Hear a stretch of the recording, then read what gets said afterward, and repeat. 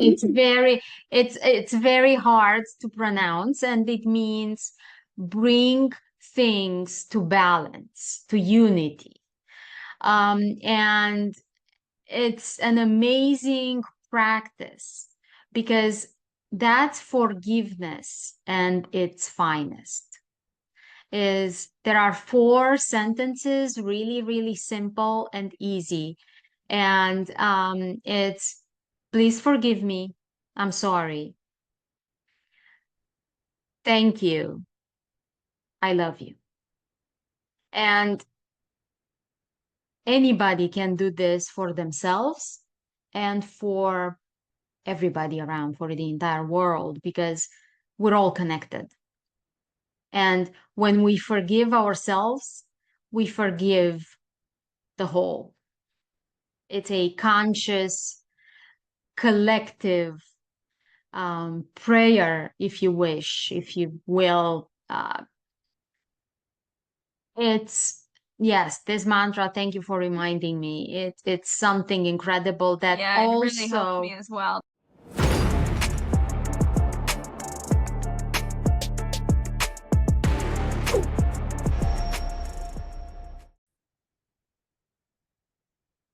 Hello. hello, welcome back to How I Escaped Prison. I'm Andreea Parc, And I'm Alexa Dumitru. and in this episode, we will discuss about the questions that we have for our guests. But before we start to have guests, we will answer these three questions for you so you know who we are, where are we coming from, and what the answers to these three questions are for ourselves. Yes, this is a continuation of our previous podcast about us. And we would just like to get, more information about us. So, question 1, my lovely mother. All right, I'm ready. What was the defining moment that made you realize you were in a mental prison? And how did you identify the nature of your personal constraints?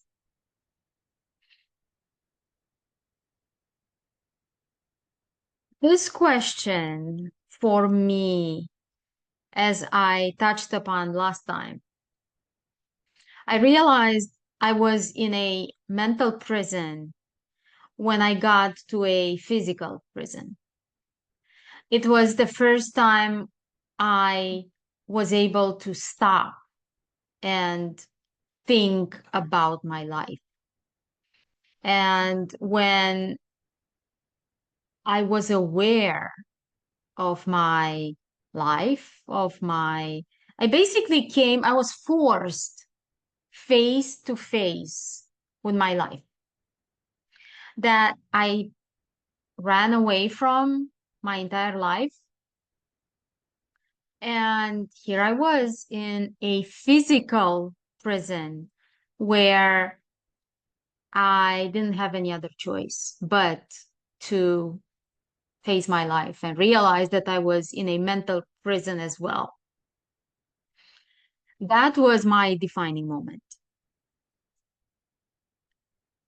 And I mean, how would you identify? I mean, how can you not identify? I mean, I guess, as we said last week, you kind of had it easy in that way. There was no identifying needed. I mean, in a way there is, because you were faced with, you had to face head on all of your quote unquote problems Yes. and what you necessarily didn't like. Yeah. And it's very hard. And I personally understand everyone who is going through tough times and being aware that they're having some internal stories and thoughts that are not beneficial. And I understand it's very hard to actually face them.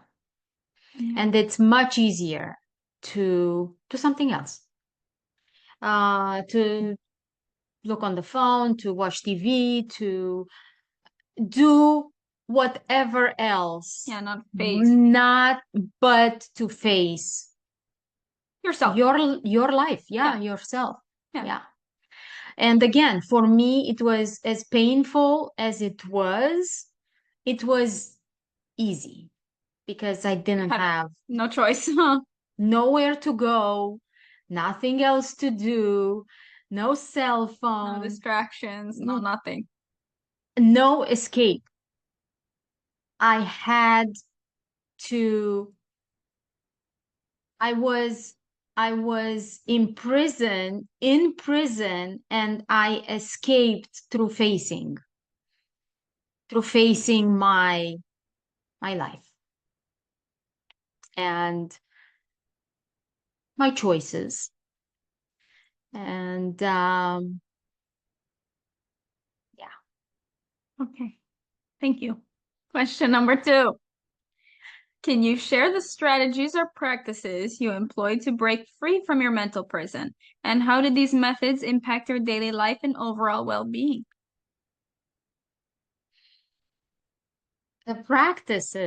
All the practices actually are put together in a book. That makes it And easy. it's Link down below. along with my first book, my memoir. This is a guidebook that contains 25 tools, exercises, that some of them I came up with, and others I borrowed from books and resources that I read that helped me. And I created, now they're part of my online course, but they're also as a alone booklet, guidebook that anybody can use to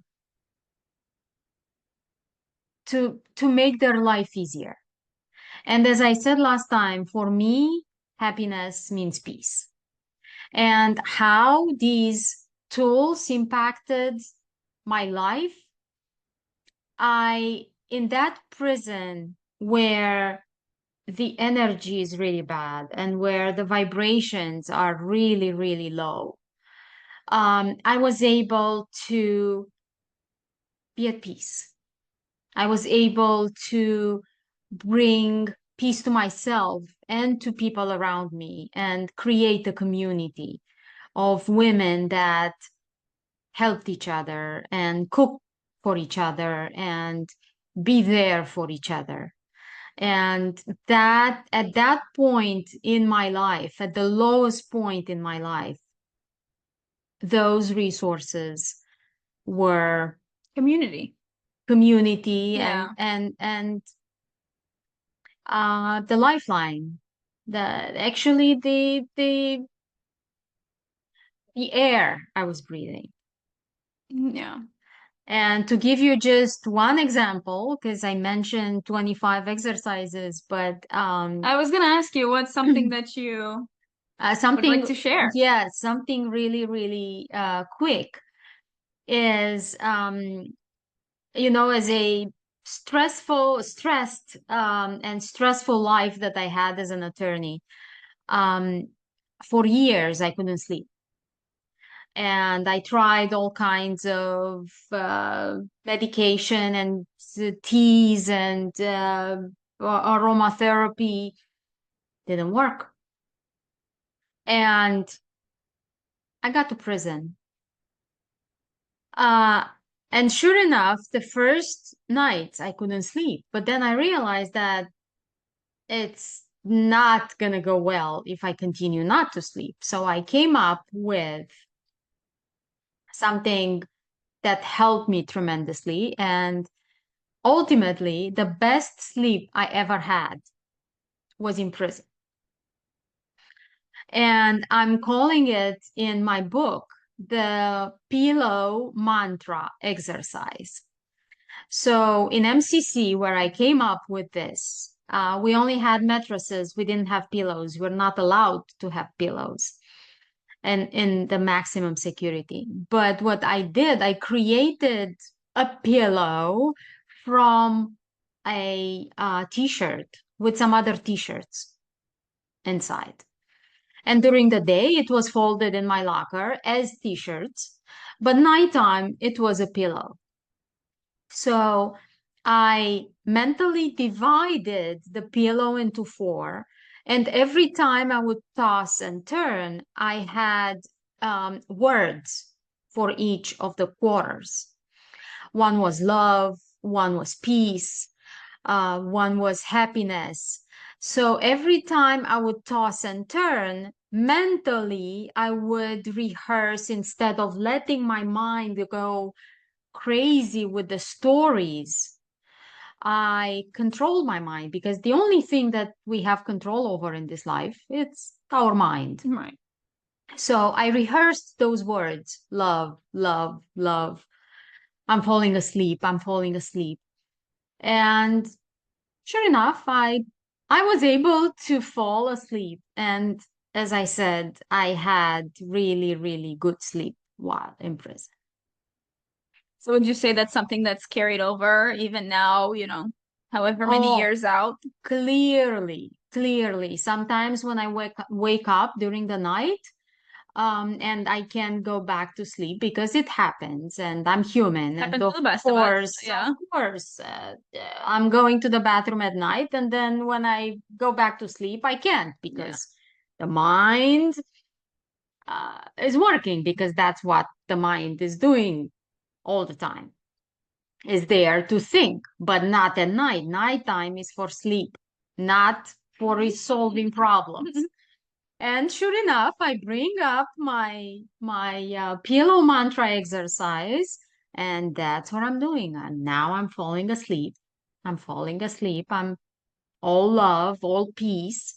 I'm falling asleep, and in the morning, I reassure my mind that in the morning I'll be up and running to solve all the problems that the mind has. But no, during the night, that's for sleep. So yes, it carries along and it still helps me Yeah. Yeah, I to can this day. imagine. Yeah. Okay. Third question. What advice would you give to someone who feels trapped in their own mental prison?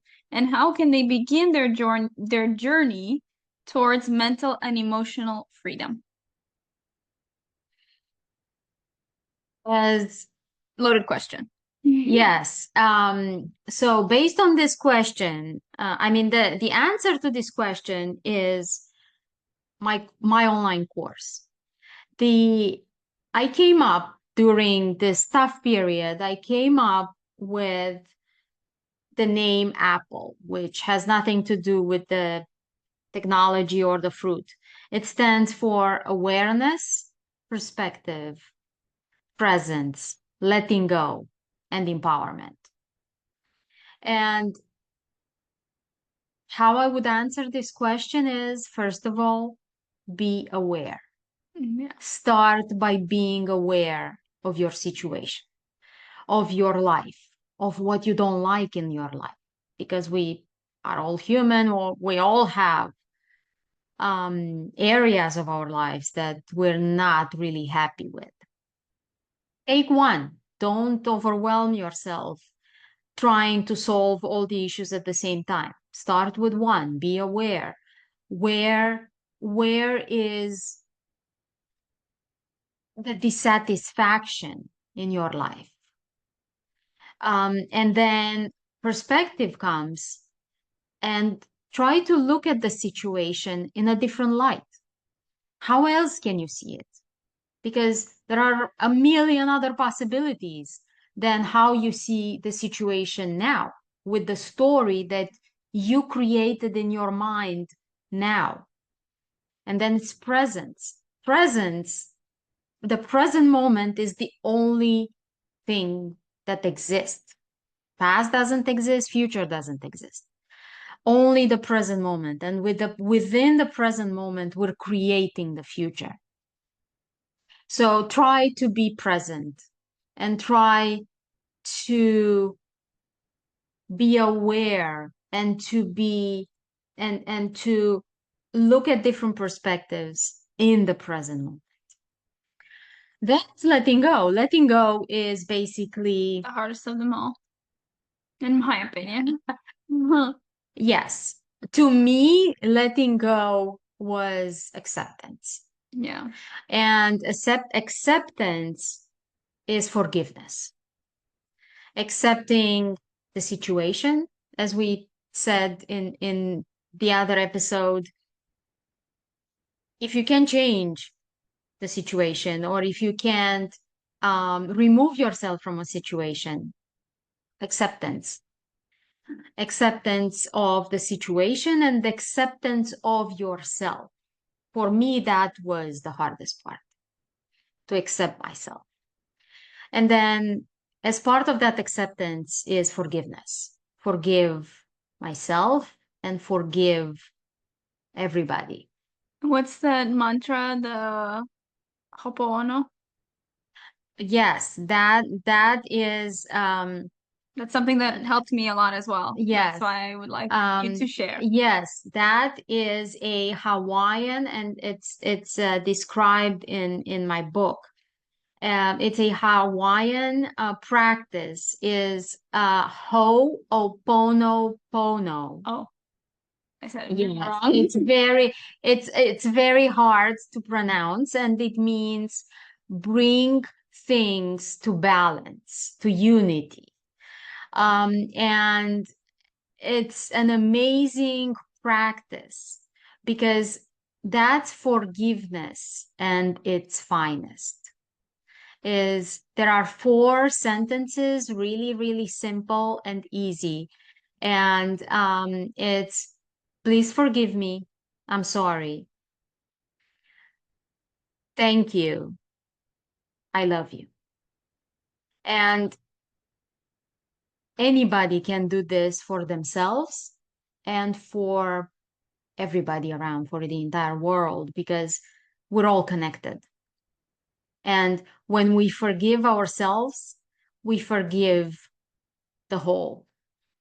It's a conscious, collective prayer, if you wish, if you will.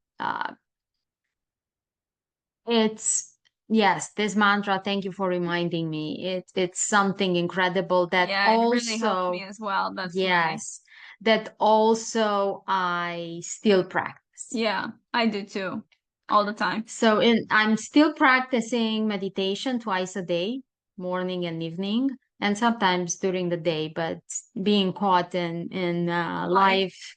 life, it's not having all the time in the world like it was in prison. But I still do that. Yes, and the last one in my five pillar of success apple is empowerment, where if you understand the four, then the first four, then empowerment is a given. That's where we understand where our power is, and is in how we think and how we feel, that we create our reality. Yeah.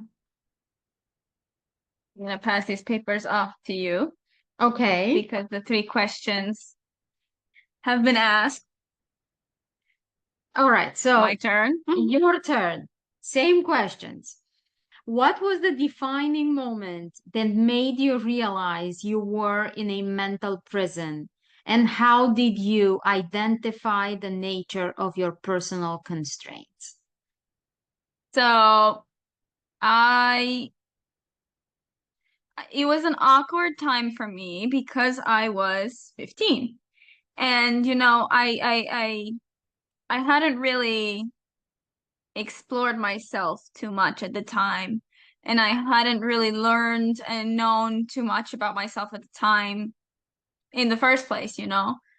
So I didn't it was hard for me to identify things that were going wrong when I was dealing with so many other things like puberty, like friends, middle school problems that we all had.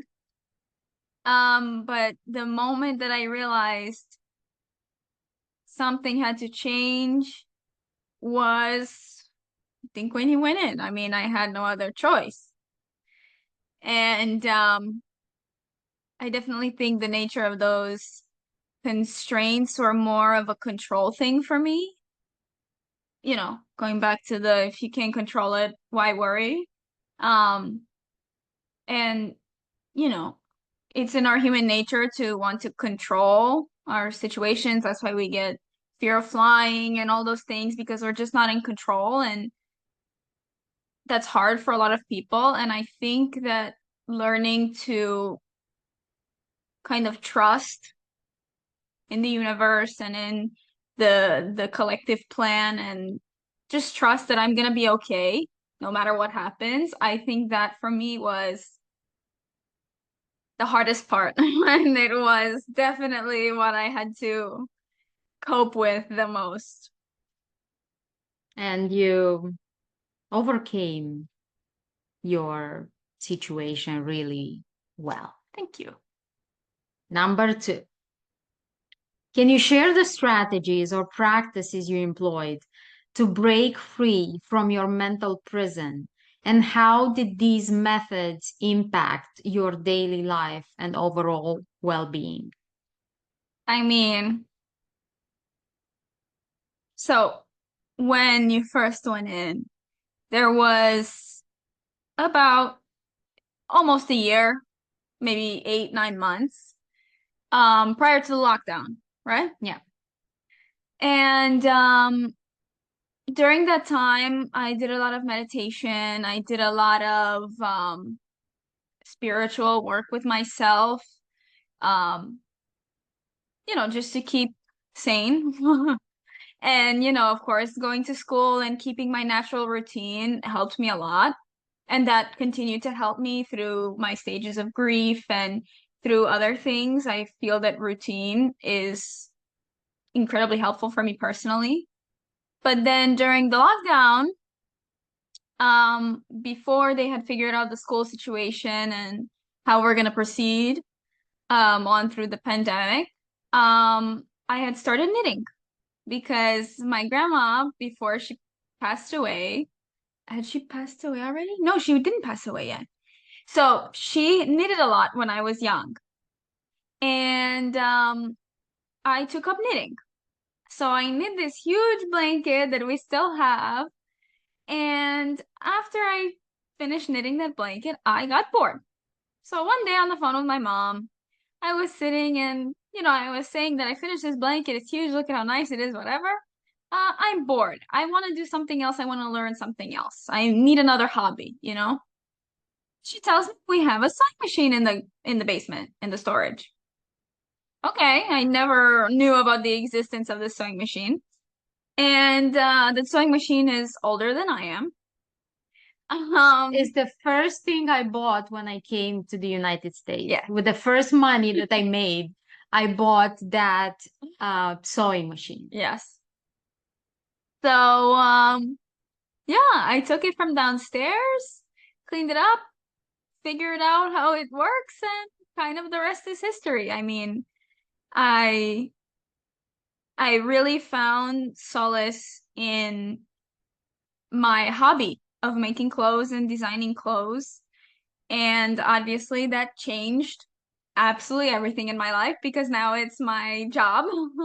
And now I have my own brand and I'm, in shows and New York Fashion Week and all of those things. So it completely changed the trajectory of my life and it was so therapeutic for me at the time. I mean, it was really a time where I gave myself problem solving because there's a lot of problem solving when it comes to fashion. I gave myself creativity, a creative outlet.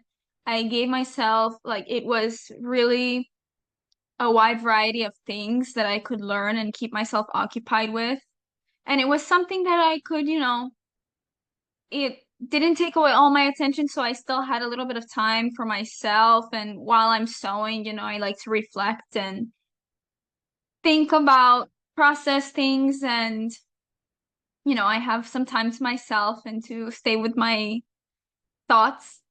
And it gave me, creative expression and An something that I'm outlet. proud, an outlet, and something that I'm proud of. So, So what else can it be there than to love what you do and do what you love? yeah. Yeah, I don't feel like I work a day in my life. Yeah. All right. Number three. What advice would you give to someone who feels trapped in their own mental prison? And how can they begin their journey towards mental and emotional freedom? Well, we were just talking about this before we started recording. I think such an important part and such an overlooked part of healing is prioritizing yourself. And obviously easier said than done because, there's people out there who have children and bills to pay and things to take care of. But even little steps of putting yourself first, I think is incredibly important. And it's something that a lot of people overlook. And a lot of people are people pleasers. I used to be. And it doesn't benefit anybody because when you're miserable and when you don't take time for yourself and you don't,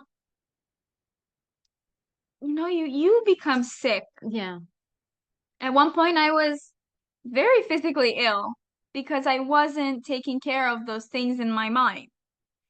And it was, it really is important to put yourself first in times of healing.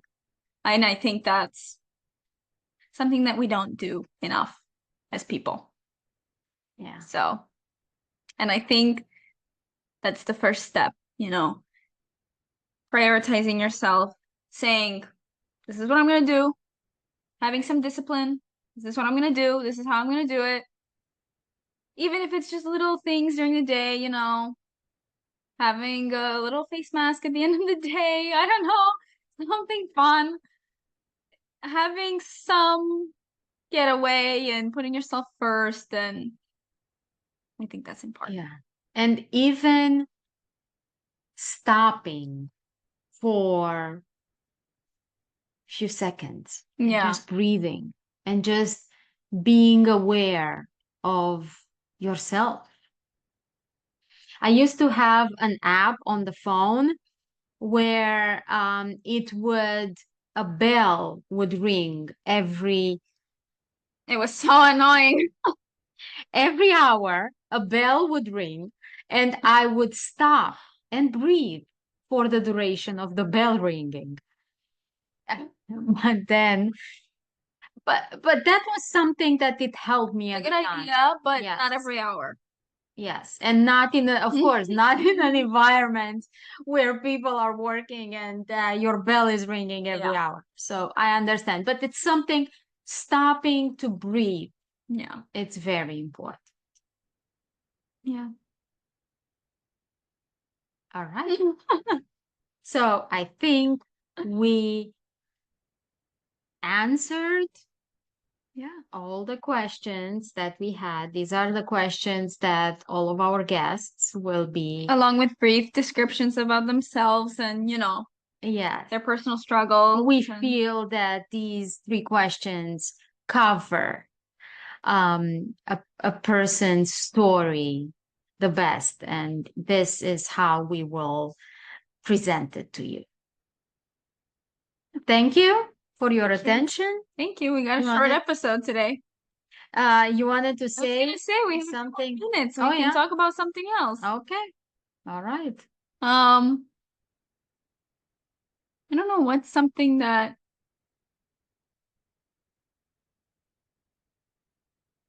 I don't know. We can talk about something else, but I don't know what else we can talk about.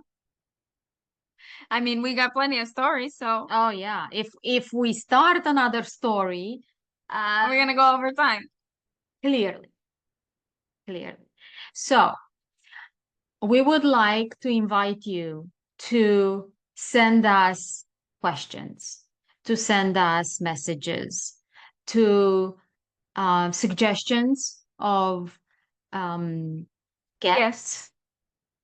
and suggestions of questions and any question that you might have for us.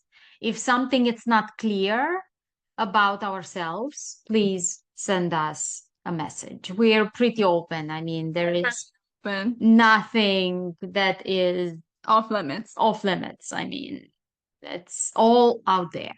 So please subscribe to our channel and share with your friends.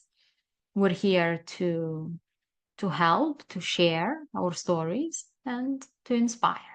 And if you're wondering what we are wearing, Yeah, they're all made by me. Alexa Dumitru. Yes. My website will be and my information will be linked down below. So please check it out. I would really appreciate it. Yes, and looking forward to seeing you next week. Thank you. Thank you. Bye.